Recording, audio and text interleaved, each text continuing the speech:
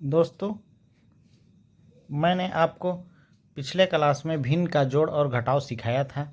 आइए हम कुछ अलग एक ट्रिक के माध्यम से भिन्न के जोड़ घटाव को सिखाते हैं। उदाहरण के लिए एक प्रश्न है, हमें जोड़ना है 2/7 प्लस 3/7।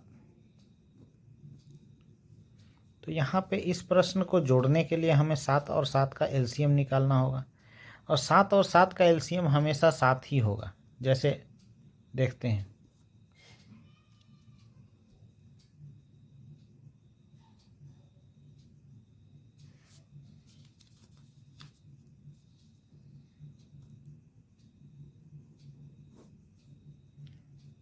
सात को 7 से भाग देंगे तो यहाँ पे 1 हो जाएगा, यहाँ पे 1 हो जाएगा, यानी 7 का एलसीएम 7 और 7 का एलसीएम 7 ही होगा। यानी सेम संख्या का एलसीएम जब निकालते हैं तो समान होता है। यानी 7 अगर 1000 बार भी 7 आए तो और उनका एलसीएम अगर निकालेंगे तो 7 ही होगा। तो यहाँ पे 7 लिखेंगे। अब 7 को, अब यहाँ पे दोनों में 7 है तो डायरेक्टली हम इसे 2 + 3 कर सकते हैं, यानी ये हो जाएगा 5/7। और एक प्रश्न देखते हैं, यहाँ पे है 2/3 प्लस 2/5। मुझे इस प्रश्न को जोड़ना है, तो 3 और 5 का एलसीएम हमारा हो जाएगा 15।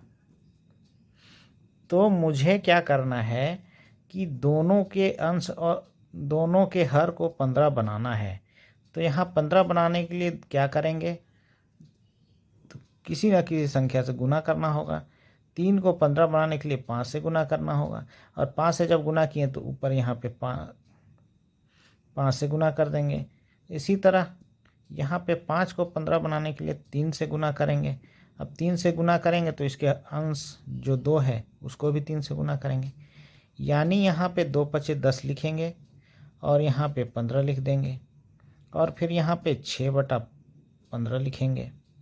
अब अगर हर समान है तो हर को लिखेंगे, और यहाँ पे 10 + 6 लिख देंगे। दोनों को जोड़ेंगे, 10 × 6 = 16/15। उम्मीद करता हूँ कि आपको ये कंसेप्ट और क्लियर हो गया होगा। मान के चलिए एक प्रश्न 2.1/3 है, और दूसरा, और इसको जोड़ना है 1.2/12 से।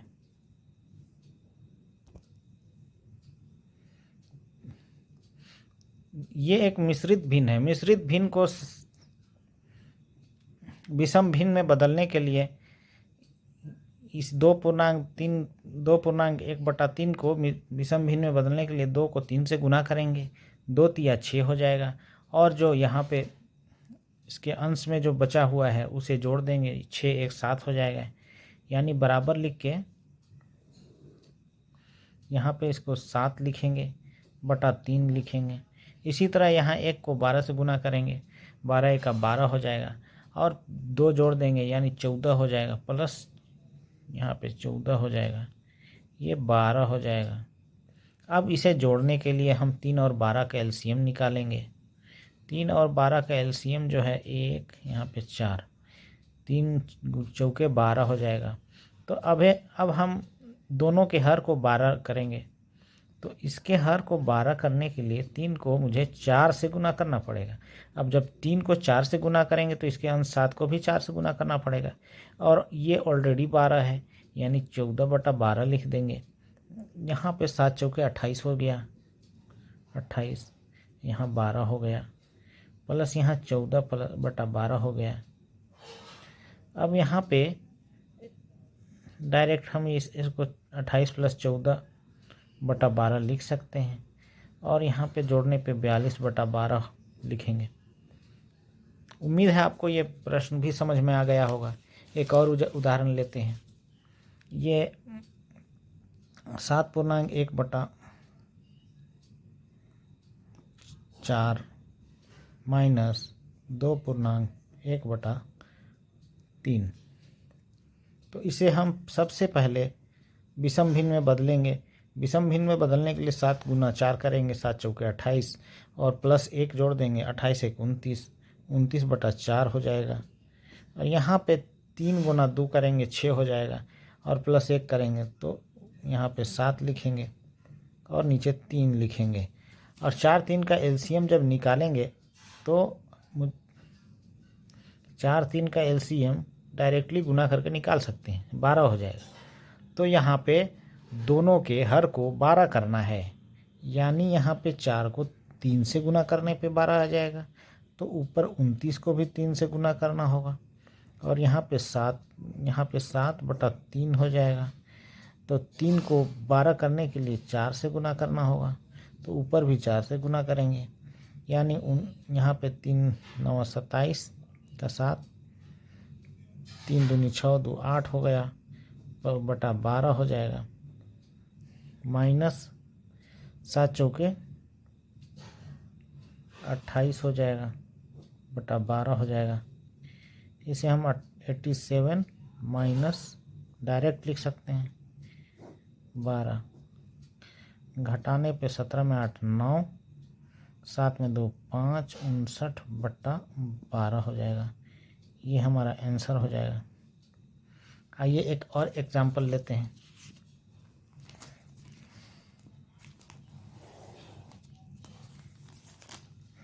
प्रश्न है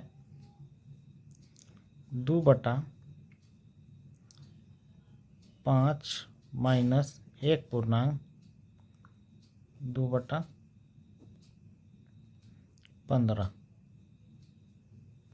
यहाँ पे 2/5 लिखेंगे और इसे एक विषम भिन्न में बदलेंगे, यानी 15 1 का 15 प्लस 2 यानी 17/15 हो गया।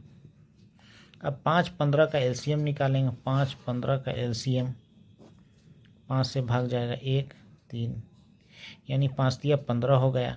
यानी जो एलसीएम हासिल जो हुआ उसी के अनुसार नीचे के सभी के हर को एलसीएम के बराबर कर देंगे, यानी 15 कर देंगे। यहाँ पे 5 है, 5 को अगर 15 करना होगा तो 3 से गुना करना होगा और इसलिए ऊपर को भी हम 3 से गुना करेंगे। और यहाँ पे 17 घटा 15, ऑलरेडी ये 15 है तो यहाँ पे हो जाएगा 6/15 माइनस 17/5 15 सॉरी। यहाँ पर डायरेक्टली 6 घटाओ 17/15 लिख सकते हैं। अब हम लोग जोड़ घटाव के कॉन्सेप्ट में देखे थे कि अगर चिन्ह अलग अलग हो 6 तो घटाएंगे, 6 घटाओ 17 यानी 17 में 6 घटा देंगे तो मेरा आ जाएगा 11। लेकिन चिन्ह होगा जो बड़ी संख्या के साथ होगा उसे ही डालेंगे, यानी यहाँ पे -11 होगा क्योंकि 17 में माइनस है और 11/15 हो जाएगा। यही हमारा आंसर होगा। अब गुना से संबंधित एक कॉन्सेप्ट देखते हैं।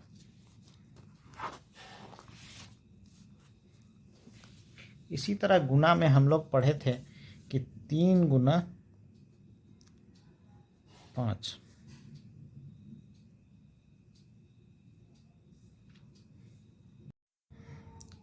आइए दशमलव से संबंधित कुछ महत्वपूर्ण कॉन्सेप्ट सीखते हैं। दशमलव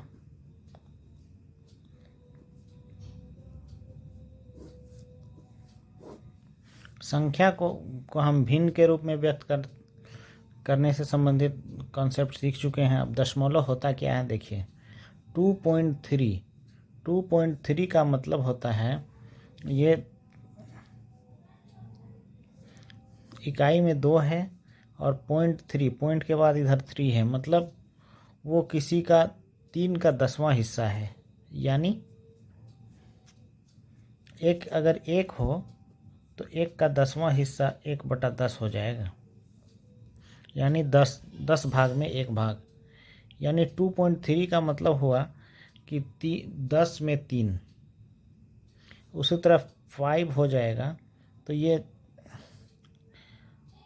100 में 5 हो जाएगा। यहाँ पे 5 का मतलब होगा 100 में 5।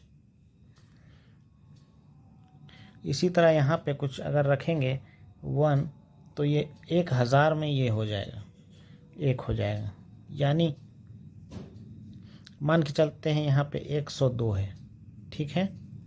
तो यहाँ पे इसका मतलब क्या होगा, यहाँ पे इकाई दहाई सैकड़ा, सैकड़ा का मतलब हुआ यहाँ 1 गुना 100 हो जाएगा इसको तोड़ेंगे तो, और यहाँ पे 0 गुना दहाई पे है 0, 10 हो जाएगा, और इकाई पे 2 है, 2 इकाई 2।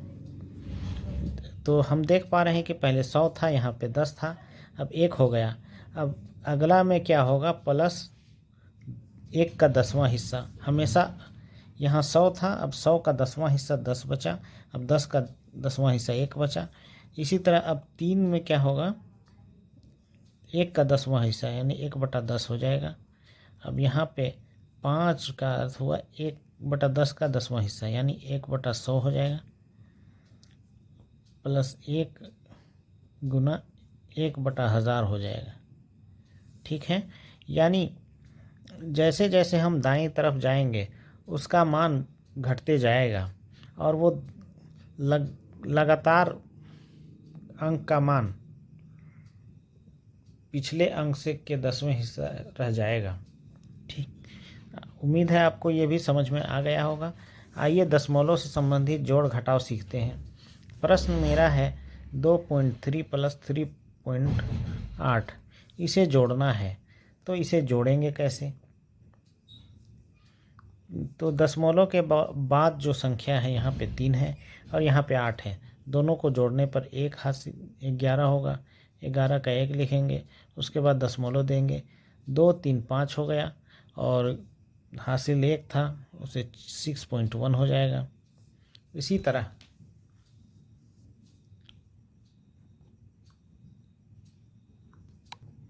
आइए कुछ और उदाहरण लेते हैं।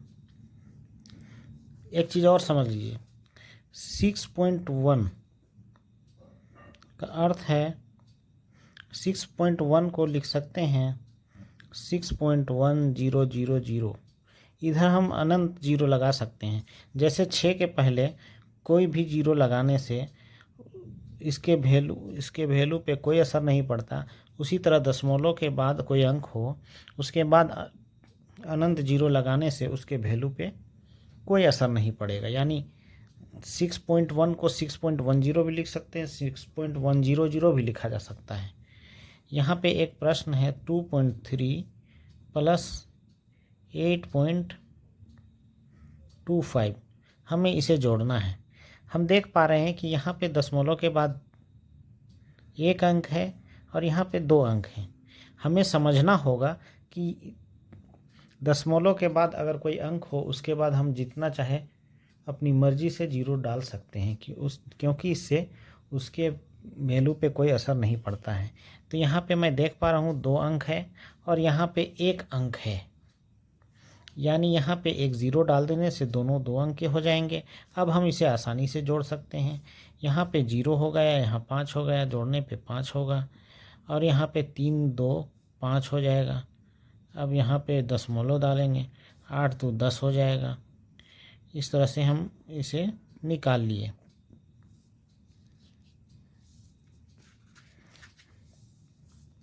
इसी तरह घटाने में भी सेम प्रक्रिया अपनाई जाएगी। मान के चलिए कोई क्वेश्चन है 7.05 माइनस 2.38, यहाँ पे घटाने पे 5 में 8 घटेगा नहीं, तो यहाँ से लेंगे, यहाँ से ये 0 है ये खुद नहीं दे पाएगा, तो यहाँ से लेंगे, ये 10 हो जाएगा। 10 में से 1 ये इसे देगा तो ये 15 हो जाएगा और खुद 9 बचेगा, यानी 15 8 माइनस 8 ये 7 हो जाएगा, और यहाँ पे 9 माइनस 3 6 हो जाएगा। यहाँ से मैंने 1 ले लिया था तो ये 6 बचा, 6 माइनस 2 4 हो जाएगा। ये हमारा आंसर हो गया।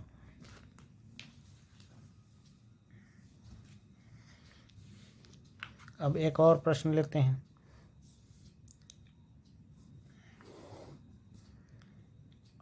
(2.87 माइनस 3.007), यहाँ पर मैं देख पा रहा हूँ कि यहाँ पे दशमलव के बाद 3 अंक हैं और यहाँ पे दशमलव के बाद 2 अंक हैं। अब यहाँ पे घटाने के लिए इसे भी 3 अंक का बनाना होगा। इसके लिए यहाँ पे एक 0 डाल देंगे। अब देखने पे पता चल रहा है 3.007 बड़ा है और 2.870 छोटा है, यानी बड़े का साइन जो है माइनस है, इसलिए माइनस होगा। अब यहाँ पे बड़ा से छोटा घटाएंगे, 7 - 0 7 हो गया। अब 0 - 7 घटेगा नहीं तो यहाँ से लेंगे, यहाँ ये भी नहीं दे पाएगा, इससे लेके देगा। यहाँ पे 2 बचा और यहाँ पे ये खुद 10 हो गया, 10 में से एक इसे दे दिया तो ये खुद अब 9 बचा और ये 10 हो गया। 10 तो 10 में 7 3 हो जाएगा और ये 9 था, 9 - 8 1 हो जाएगा और ये 2 - 2 0 हो जाएगा। तो ये हमारा आंसर हो गया। उम्मीद है आपको दशमलव का घटाव या जोड़ समझ में आ गया होगा। इसी तरह गुना में भी भाग देने की प्रक्रिया लगभग वैसी ही है, थोड़ा सा उसमें दशमलव देने का तरीका सीखना होगा आपको। जैसे मान के चलिए एक प्रश्न है 10.27 गुना 2.8, तो इसे गुना करेंगे। जैसे गुना करते हैं वैसे ही गुना करेंगे। 10.27 गुना 2.8, तो यहाँ पे गुना कर लेंगे। 8 × 7 = 56, 8 × 2 = 16, 5 × 21, 8 0 0 और 2 हो जाएगा, 8 × 1 = 8, 2 × 7 = 14, 2 × 2 = 4, 1 = 5, 2 0 0, जोड़ने पे मुझे 5 7 8 2 ये प्राप्त हुआ। अब यहाँ पे देखेंगे कि दशमलव के बाद कितने अंक हैं। यहाँ पे देख पा रहे हैं 2 अंक हैं, यहाँ पे दशमलव के बाद 1 अंक है, यानी टोटल दशमलव के बाद टोटल कितने अंक हुए, यहाँ पे 2 हुए, यहाँ पे 1 हुए, यानी टोटल 3 अंक हुए। तो गुना के बाद 3 अंक छोड़ देंगे दाएं साइड से और दशमलव डाल देंगे।